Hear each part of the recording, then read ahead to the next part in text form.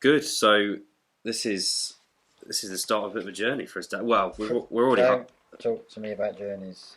You're lucky to have me. You're lucky to have me. I Right. had a bit of a problem with the Volkswagen Golf this morning. Never buy a Golf. I had a Golf once, and it was Yes. fantastic for the first 6 months, and then it wasn't good. It just let me down. And I've had a few problems too. I blame my dad. It's my dad's car, actually. My late father. I inherited his Golf, and on the motorway, late last night, 1 o'clock this morning, in actual fact, Yeah. I was doing cruising along at 70 miles an hour, of course.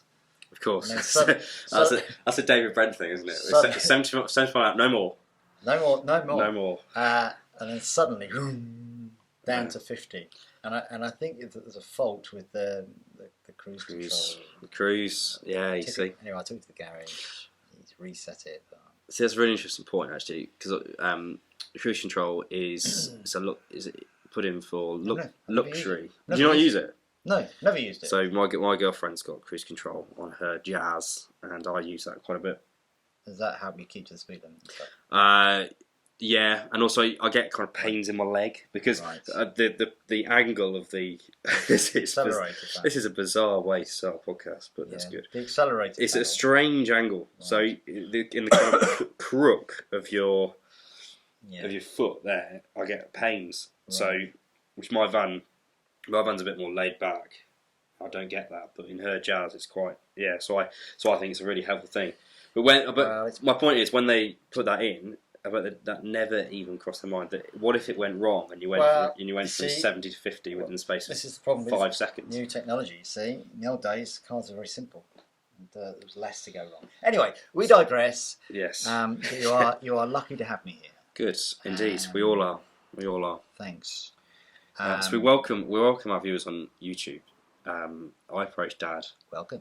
I approached Dad. When was it? A few months ago now. Yeah. And said, Give us some money. Yeah. Oh, sorry, that was a last separate week. conversation. I said I think we should start a podcast because I think I need some regular therapy, and I think this is it's a good idea. You're sharing your inner feelings with you, dear With listeners. all 2 viewers. Right. So you've got to start somewhere, chap. Indeed, and you've got to start somewhere. That's quite a key note, really, isn't it? That we wouldn't have thought that 18 months after starting our journey, setting up this business, that I'd be saying we need to do a podcast. This is, but as is the modern world, as I think, that sums up the journey so far. That you think that you know the direction that you're on and how you're going to get there, and then all of a sudden, as soon as you immerse yourself in it, you go, actually, maybe we need to adapt here. We need to be a bit more clever. Of course, you've got to be agile. You've got to think ahead. So we're talking about Goose Co, Yes, which is our, in a way, brand new company, isn't it? it is a brand new company. We launched Goose Co. Friday just gone, so it's Thursday today. So 6 days ago, we launched Goose Co, which was it's a rebrand 18 months after the initial company called Brewer's Goose. So you might be thinking, well, hang on. What's going on? Hang on. So why are we? We're panicking. We're panicking. Yeah, that's what everyone says. Why are we relaunching an existing brand with the name Brewer's Goose? What's wrong with Brewer's Goose? Yeah. Well, surely the first answer to that would be, the first year it must have gone terribly. Well, in actual fact, it didn't go terribly. It was just it kind of met It's average expectations. So the thing is, we're in the business of selling goose, actually, and one of the problems we had, not necessarily on the doorstep, but when you were trying to sell your geese, there was some confusion. For example, when you were at a stand, and the punters were going by, and there was a Brewer's Goose sign outside, and you started talking, doing the pitch, and people thought, well, is he trying to sell beer or geese? I don't think it was I don't necessarily think it was getting to the pitch, which was almost the problem. If you were to walk past something, which people with thousands and thousands of people walk past our name and our setup, and it just wasn't confident. It didn't scream out a simple message of a clean baked Brexit.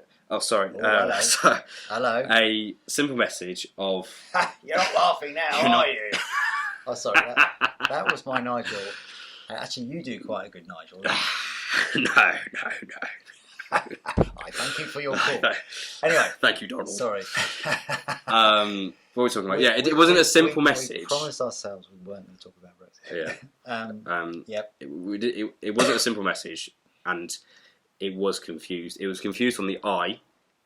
Yeah. So to put it into context, Brewers Goose was based around a model of sustainability. We were farming geese with sustainability as our kind of flagship thing, and tried to set ourselves apart because of that. The fact that we use sustainable brewers grains to feed the geese, which is a fantastic feed.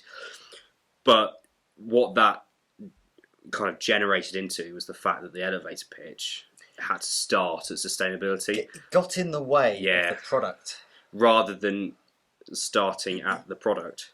So which is fantastically tasty goose. Yeah, which is that we're doing the business because of the product. We're not doing the business because of the nuances of how we make the product. So, and I think I actually probably knew this from the first hour of the first trade show that we did. Right. But the problem is when you have these ideas, when you have your business ideas set. Yeah. Like, which for me at that stage it was 3 or 4 years old already, and it had always, Brewers Goose had been my laptop background for 2 or 3 years, so my heart was set on it. It's a bit like an England cricket team.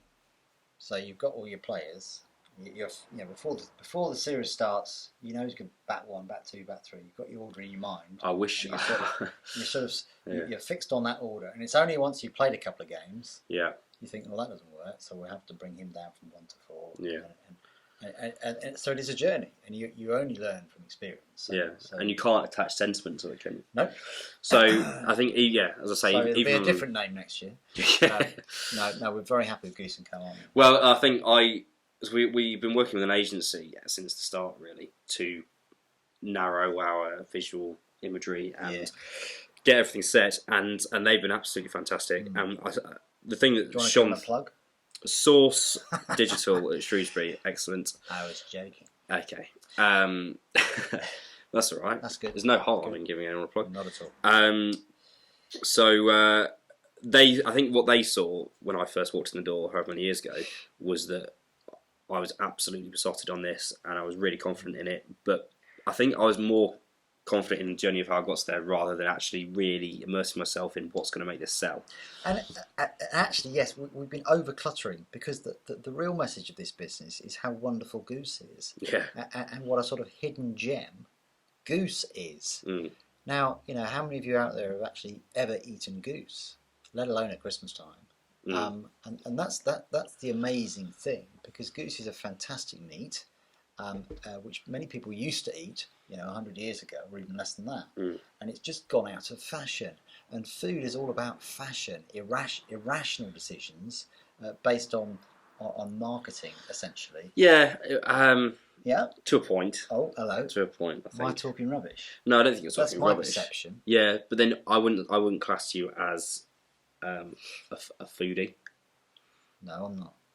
No. Whereas, but I think you're right. You're the kind of customer that goes into the supermarket, and you probably sum up the average consumer in the UK, where there is a portion of consumers out there who I label foodies, who are intensely they have a lot of attention to every single product.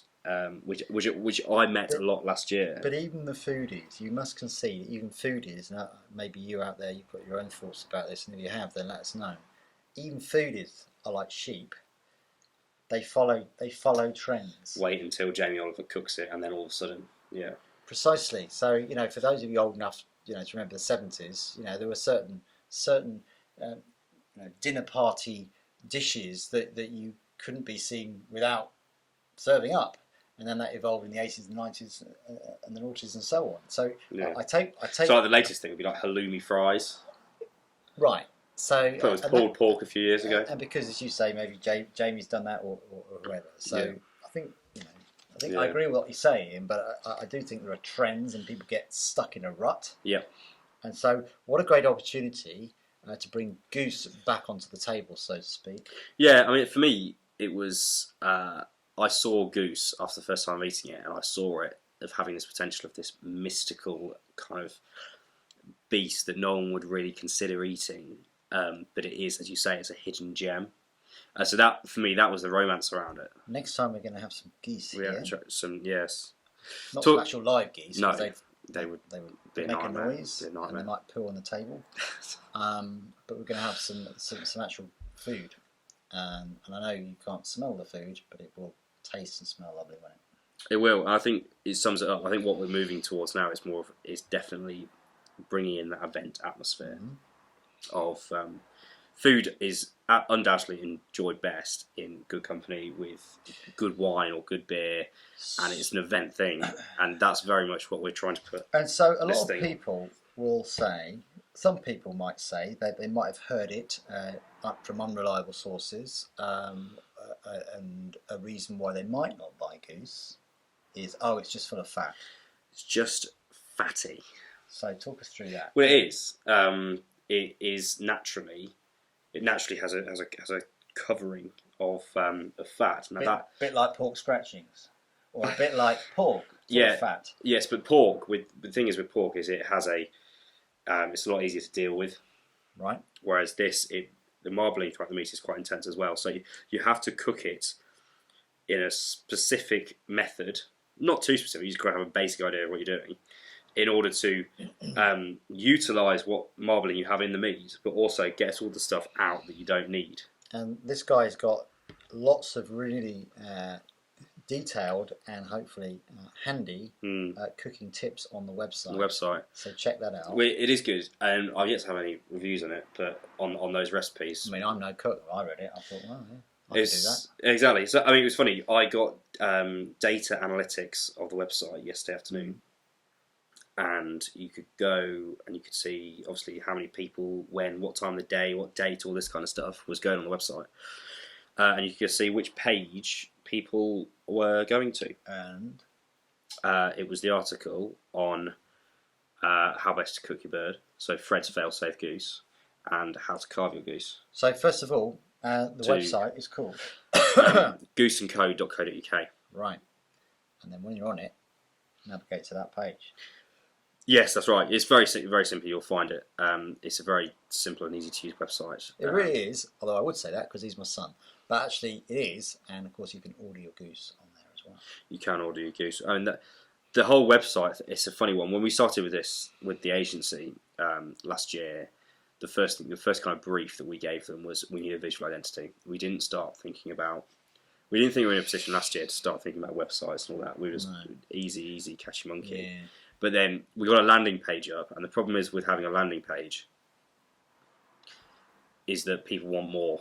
Instantly, they want more, especially with the kind of mess we were in branding and messaging wise last year. The landing page was. Don't be so hard on yourself. I think you have to be. Okay, maybe I'm a little bit hard on myself, but I think. I take your point. Yeah, you take my point. The people who got, and they're probably like on the space of one page, they probably had 5 things talking to them. They probably had the kind of the sustainability thing. Then you have the free range kind of farmy fresh thing. The brewery that we're in partnership with. Yeah, so you had the beer thing. You had the fact that I'm a young person going into business. Oh, and right at the end you had Goose. Yeah, and also there was some stylistic issues which needed improving. Anyway, have a look at the website, see what you think. We're really pleased with it. Let us know. Please let us know. But you talked about the sustainability thing. Talk around sustainability. There's a lot of hogwash spoken about sustainability, is there not? Humbug. Well, there is. And you've got a little anecdote, have you not, about a trip to Cornwall a month or so back. Talk us through that one, Fred. This is really interesting, actually, because this is one observation of how certain outlets can manipulate people into thinking they're eating something very wholesome. Yeah. When in actual fact, it's a bit murkier than that. So, well, I'm not going to name any names, of course. Why not? I'm not because I'm not into that I might have, my opinion might not be completely correct. I might have misconstrued facts or things that I've read, so I'm not going to hang myself out to dry like that. So a few weeks ago, myself, my girlfriend, and a couple of another couple went down to St Ives in Cornwall, which is an absolutely fantastic place. I'd never been before. I've never been before, but I know it's kind of gentrified. So it's a lot of London people go there. It's quite arty. Lots of art galleries and stuff like that. And so there's some quite extensive range of cafes and restaurants. Champagne socialist country. But having said that, I'm not a champagne socialist, but I loved it. What is your political persuasion, Fred? We're 16 minutes into this. Shall we talk about that? No, we're not. You'll get to know Fred's political leanings, in the goodness of time. But anyway, so I was down there. So you were down as we digress already. With the champagne set. Yes, and the chap I was with, Harry, who I met at university, still very good friends to this day. He runs a artisan burger restaurant in West Yorkshire. It's won awards, absolutely fantastic. It's called Rumpus. Look it up, really good. Harry all of a sudden came across this burger restaurant. I won't name the name, but it was in the middle of the town. It had these absolutely fantastic reviews, and it won awards. And people like the New York Times and the BBC Good Food magazine. Oh yeah, magazine had written about it. 5 stars. Okay. Excellent. Best burger south of London, or whatever. Walk up, and the thing is orange to begin with. And what is it? Barmaid? The waitress? The thing. No, the building was orange, and I said, no, this isn't the place. I said, this isn't the place. And I was like, oh my lord, no, it actually is. Went in, and it was actually quite. When you went in, you thought, actually, it's my kind of place. It was kind of small, scattered benches, wooden benches and tables.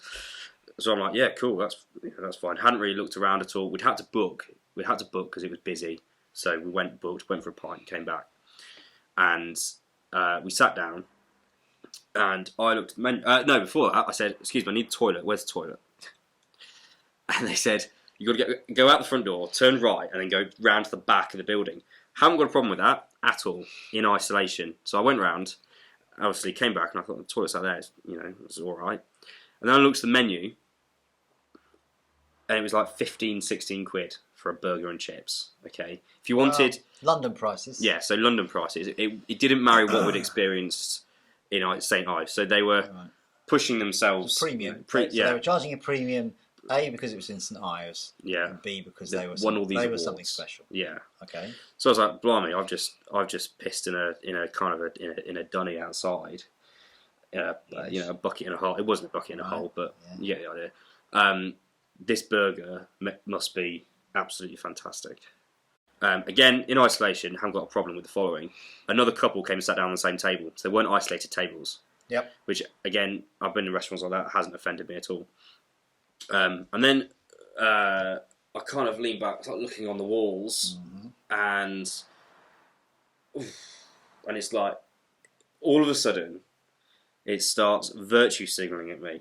It's serious. It was... In what way? 100% plastic free, Oh no, and the slogan of the burger place was burgers for people that give a damn. Okay. Right. And then it was like, why do we give a damn? Well, just look outside. So you're like, okay. Again, in isolation, I don't have a problem with that attitude because we all care about the environment and we don't want to be throwing plastics into the ocean. Next, you can see the ocean out the window, so obviously that's a fantastic thing to be saying. But everywhere you looked, it was making me feel bad for the lifestyle that I might or might not lead. So it was, maybe that's my personal thing. Right. Was there any plastic then? Well, yeah, funny you say that. It said 100% plastic free or something to those. Yes. I looked down and there was a plastic vinegar bottle. Right. And then there was, again, plastic little sea salt tub. And then we're like, okay, well, they're reusable plastic, so we'll give them that. Looked into the kitchen, and the burgers are wrapped in plastic film. So automatically we're like, well... The irony is that that's something that they could easily have addressed. Anyway, Yeah, carry on. easily addressed, but just don't be so arrogant about it. Yes. So I was already kind of a little bit. Hang on, I'm paying 16 quid for a burger. I'm drinking water because I don't really want to spend an extra however much for beer. I've just gone to the toilet in a shack outside. I've got a couple that I've never met before, a metre away from me eating their food. Already I'm thinking this isn't what I thought it would be. Looking through the menu, Harry's looking through the menu quite intensely because he's looking at the burgers, what their specials, all this kind of stuff. And on all the walls it said it was promoting veganism. Again, haven't got a problem with veganism, but it was blah blah blah blah blah, virtue signalling about plant-based diets and almond milk and all this kind of stuff. And then the first two items on the menu were beef burger and chicken burger. So it's all right to kind of virtue signal on the walls about the lifestyle that I lead, but not so vegan. It's okay to sell it and make a profit out of it because they know that's the ones which are most popular. Indeed. So again, if it was a completely vegan restaurant, and the very next day we went into a vegan restaurant in the same town, and it was absolutely fantastic. Yes, but you can't pretend to be an evangelist for veganism. Yeah, to get the customers in, and then have your beef and your chicken at the top of your menu. That's what you're saying, isn't it? Exactly. And another thing that pushed my... There's a twist. There is a twist. It's the funniest bit of the whole anecdote. So while Harry was kind of going on about trying to find the source of the beef and all this kind of stuff on the back of the menu, I was reading and it said all of our chicken is 100% wild and free range. Right. It definitely said wild. And I kind of looked at it and went, what on earth? I've never seen a wild chicken in this country. I've never seen a wild chicken anywhere. So waitress came over and I said, can I have the wild chicken burger, please? And I said it probably in a bit of a provoking manner. No. And she kind of sniggered and looked at me as far as a bit weird. Yeah. Went off to the kitchen, and then we could hear them and see them. They were laughing and joking about what I'd said in the kitchen, within reasonable earshot or definite eye shot. So then and that was red rag to a bull for Harry. So when the woman came back, a beef farmer, it would be. Yeah. So he got the menu out and said, "Excuse me, what do you mean by wild chicken?" And she absolutely panicked. She didn't have a clue what to say. So she said, it's just it's just really organic. Okay. Well, the word organic wasn't on the menu at all. So did she even know what organic meant? No. All right. I mean, actually, I think a lot of people probably think that chicken can be wild. The fact is, the chicken aren't wild. They're always, reared. They're reared. You don't find chicken in the woods like just wild. They're all grown, not necessarily super intensively, but they are reared commercially to produce eggs and meat. And you can have super extensive farming of chicken, so they can be roaming massive pastures and woodland, but they're being looked after by a farmer, and then they are there for the purpose of meat.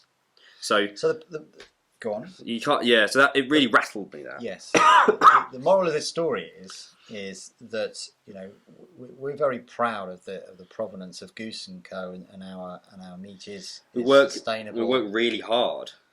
Yep. And that's great, and we're very happy to shout that from the rooftops because we've got complete confidence in our product. But there's a lot of stuff out there which, as you say, is virtue signalling. Yeah. Actually, when you dig down, it's not how it appears. It was the fact she had the audacity to laugh and joke about it with her friends, and then when she came back, to be completely panicked and put off by it, and just shout earthly words at me. Yeah, and not expect the consumer to have an inkling of what these words meant. So Harry, who's a beef farmer, works incredibly hard to maintain the welfare of his animals, so that when he serves it in a burger in his restaurant, he has full confidence in saying, this is an animal that's had the most fantastic life, and it's exactly the same with us. And it was infuriating for us both to see some, I can sense your sorry. and quite irate. There was a lot of mixed messages about meat versus veganism, about how much meat is ruining the climate and leading to global warming. And again, we'll talk about that, not necessarily now, but in another episode, won't we? Try and get Harry on. Get the man Harry on. But I think hopefully that's given you a flavour of what we're about. We're very passionate about Goose, about our products, about our new business. But we're very happy to talk about, politics, sport, whatever, because it's all part of life. Therapy session. And it helps to give friends some therapy. Yeah. So do you want to sign off? Yeah, well, hopefully you've liked what you've seen. And we'll be here every week, I suppose, whenever we've got something to say. So thank you for tuning in. Tell your friends. Go on the website, have a look, and tell us what you think. And we hope to see you soon. And hopefully I'll be able to drive home.